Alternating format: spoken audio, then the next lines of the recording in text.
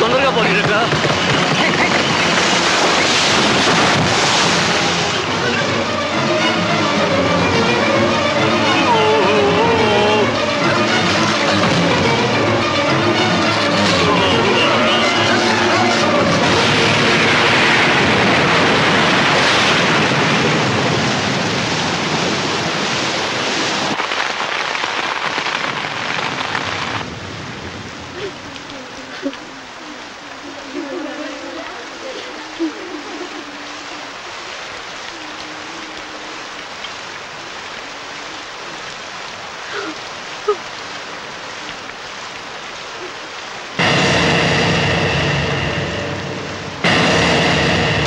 అందరికీ నమస్కారం.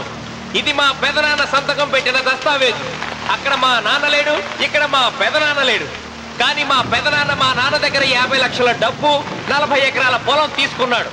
ఏ లోకేశ్వరరావు చెప్పు. అవునండి, నేను సాక్షి సంతకం చేశాను.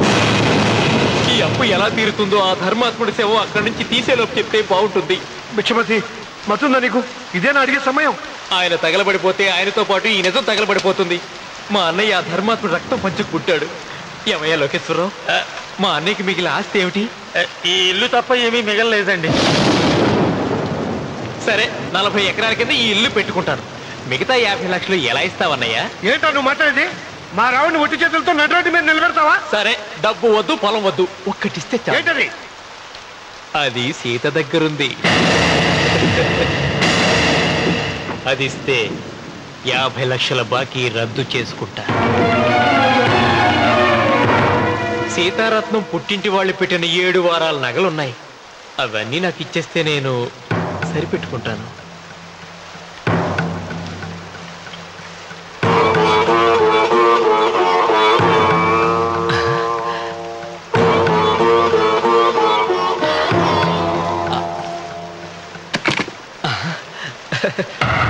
అదేమిటి, నీ మెళ్ళ ఉన్న మంగళసూత్రం బంగారం కదా, అది కూడా తీసిపెట్టు.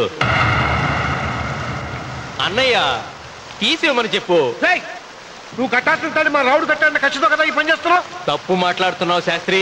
నాకు ఆ తాళి అక్కర్లేదు, ఆ 50 లక్షలు కట్టమను. మీకందరికీ చేతులెత్తి మొక్కుతున్నారు. ఒక ఐనిటీళ్ళ 5వ తనాన్ని కాపాడండి.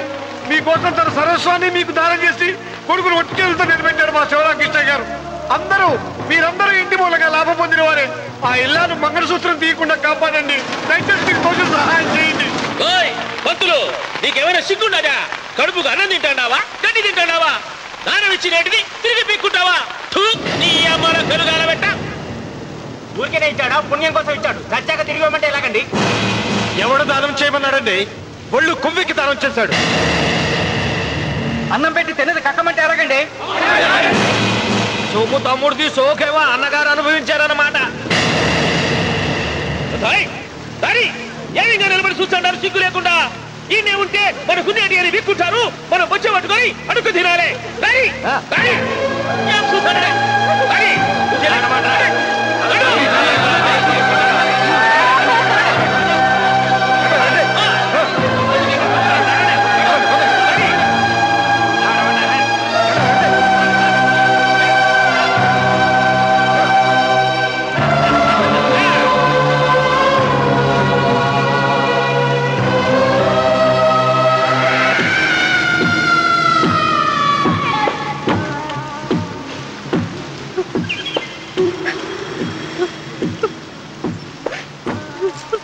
అమ్మ సీత,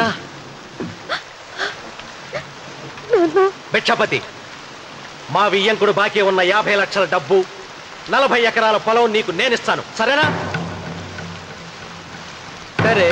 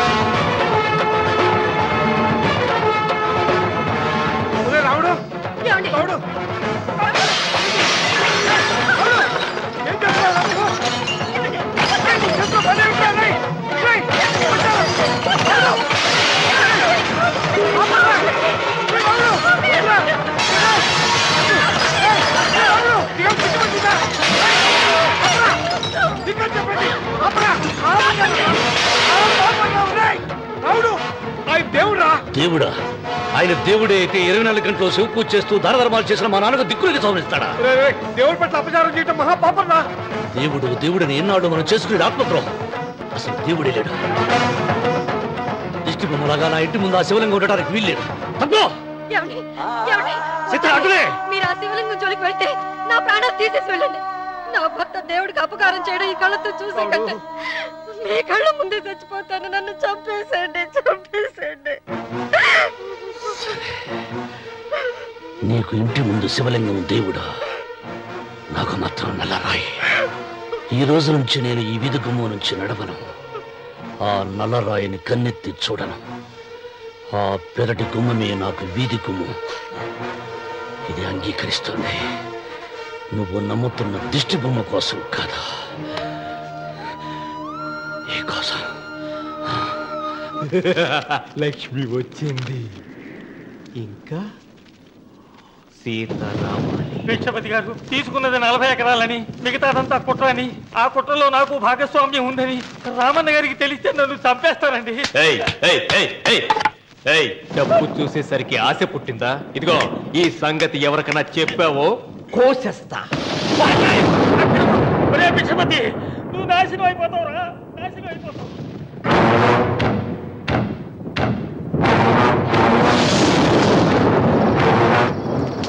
ఇంత రాత్రి పూట ఎక్కడికి వెళ్తావు నాయన? నీకు తెలీదమ్మా, తెల్లారేలోగా ఊరు వదిలి పారిపోకపోతే ఆ భిక్షపతి మనల్ని చంపేస్తాడమ్మా. తొందరగా పద, తొందరగా పద. ఊరుదిలి పారిపోతున్నావా లోకేశ్వరరావు?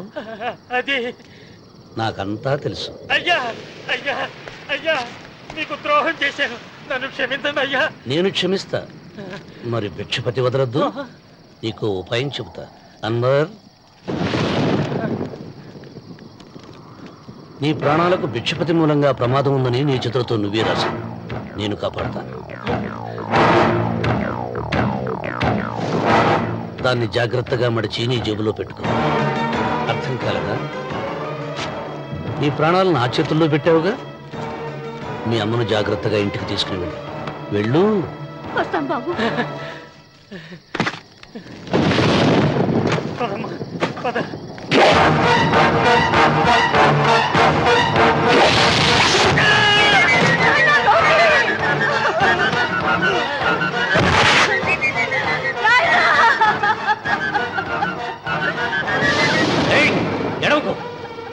ఎడవకో. కన్నీళ్లు పెట్టేంత గొప్ప చరిత్ర కలిగిన వాడు కాదే నీ కొడుకు. అన్నం పెట్టిన మా నాన్న చావు కారణమైన వాడు. నీ కొడుకును భిక్షపతి చంపాడని పోలీసులకు చెప్పాలి. అప్పుడే బ్రతికినంత కాలం నీకు నీ మనవరాలకి ప్రాణభిక్ష పెడతాను. లేకపోతే అలాగే బాబు. అన్వర్, అయ్యా, వీడి శవాన్ని తీసుకెళ్లి భిక్షపతి ఇంటి ముందు పడే.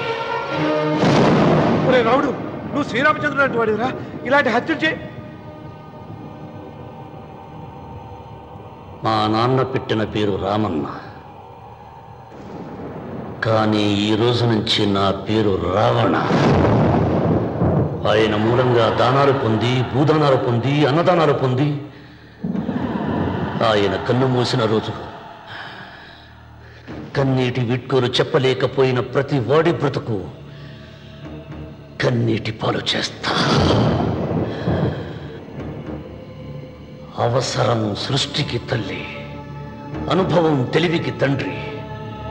ఇది నా తండ్రి చావు నాకు నేర్పిన గుణపాఠం. వెంకట, ఆయన దానం చేసిన వేలాది ఎకరాలు తిరిగి తెస్తాను. సూది మన మోపినంత నేల కూడా వదలను. అప్పటి వరకు మా నాన్న మొరతాడి నా మెడతాడు. ఏమిటిది?